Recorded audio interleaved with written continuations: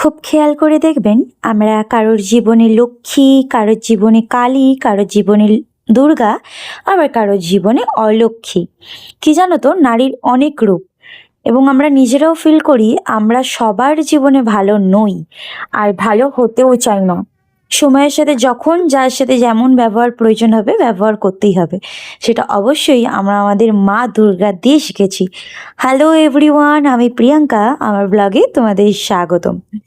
তো কিছু কথা আমি বললাম কারণ সময়টা বড্ড খারাপ, চারিদিকে বাচ্চাদের সাথে অনেক রকম অনাচার হচ্ছে, মাঝে মাঝে তো নিজেরই মনে হয় গিয়ে তাদের খুন করে ফেলি।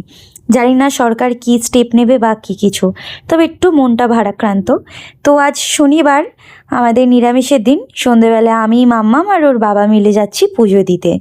তো রেডি হয়ে গিয়েছিলাম, কাজীপাড়াতে গিয়ে মিষ্টির দোকান দিয়ে আমরা সবসময় মিষ্টি কিনি। যেহেতু শনিবার, আমাদের হাওড়া বেলগাছিয়াতে এই মায়ের শীতলা মা, তো ওনার পুজোর একটা ভিড়ভাট্টা লেগেই থাকে। তো গিয়ে ওই ভিড় তো ছিল, ভিড় কাটিয়ে আমরা লেগে পড়ি পুজো দিতে। নিষ্ঠা ভরে সুন্দর করে পুজো দিই, একটু ফাঁকা হয়ে যায় যখন আমরা পুজো দিচ্ছিলাম।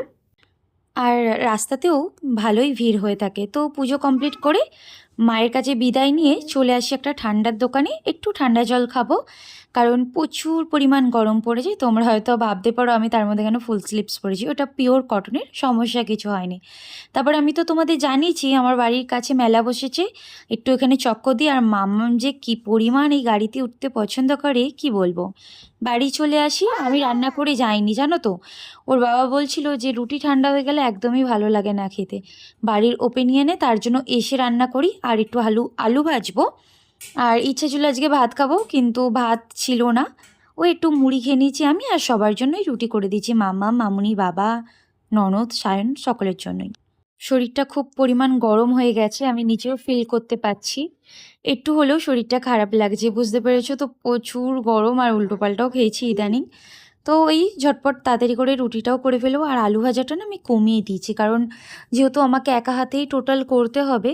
তবে রুটি করতে গেলে কারোর একটু হেল্প পেলে আমার মনে হয় সবারই একটু সুবিধা হয়, কারণ একা হাতে না রুটিটা খুব একটা ভালো হয় না। আর আমিও না যে খুব ভালো রুটি করতে পারি তা নয়, আমি আগেও বলেছি, কারণ আমার বাবার বাড়িতে আমি কখনো রুটি খাইই নি। আটার তো বাদই দাও, আর রুটি তো একদমই না। কিন্তু এখানে এসে একা একা ঠিক সব শিখে গেছি জানো তো। সময়ের সাথে মেয়েরা কত কিছু পারে, কোথায় কিভাবে কী রূপ ধারণ করতে হবে সব কিছু পারে মেয়েরা।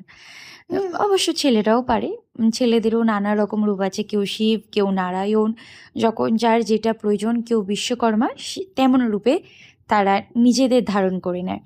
তো অনেক বকবক করে নিয়েছি, ঝটপট তাড়াতাড়ি করে রুটিটা করে আবার মামামকে খাওয়াবো, নিজে ফ্রেশ হব, নিজে খাবো, বিছানা করবো। আর আমি যতক্ষণ রান্নাঘরে থাকি, ঘরের অবস্থা খুবই বেহাল করে দেয় আমার মেয়েটা, খেলনা ফেলনা ছড়িয়ে দেয়। তো কিছু করার নেই, ব্যাপারগুলো আমি না এখন এনজয় করি, কারণ কিছুদিন পর হয়তো ও আমার দিয়ে শিখে ও নিজেও গোছাতে চাইবে। মোটামুটি বললে আমার কথা শোনে, একটু আধটু গোছায়। কী বলো তো, ছোটরা বড়দের দিয়েই শেখে। তবে মাঝে মাঝে একটু মানে কথাবার্তা কমই শোনে, কী করা যাবে, ওইগুলো একটু ট্র্যাকেল করেই নিতে হবে। তো এভাবে তো আমার শনিবারটা কাটলো। তোমরা তোমাদের দিনটা কেমন কাটিয়েছো আমাকে জানিও। টোটাল রান্না তো কমপ্লিট, আর কি পরিমাণ ঘেমে গেছি, ঝটপট আমাকে ফ্রেশ হতে হবে, কারণ আর আমি পারছি না। আর আমি একটা ফেস ওয়াশ ইউজ করি, তোমাদের সাথে পরে শেয়ার করব, এটা ডক্টরের সাজেস্ট করা, খুব খুব ভালো। আমার মানে প্রেগনেন্সির পরে না খুব মানে স্কিনে প্রবলেম হয়েছিল, সব কিছু এখন ক্লিন হয়ে গেছে, কোনো রকম মানে সমস্যা হয় না। দামটা বাজেটের মধ্যে, আশা করি সবাই পারচেস করতে পারবে। চলো ফ্রেশ হয়ে নিই, আর ঠাকুরের প্রসাদ খেয়ে আজকের দিনটা শেষ করব। আমার ভিডিওটা কেমন লাগলো জানিও, কমেন্ট করতে ভুলবে না, লাইক শেয়ার করো, আর ভালো লাগলে অবশ্যই সাবস্ক্রাইব করো। ততদিন ভালো থাকবেন, সুস্থ থাকবেন, সকলকে টাটা, বাই।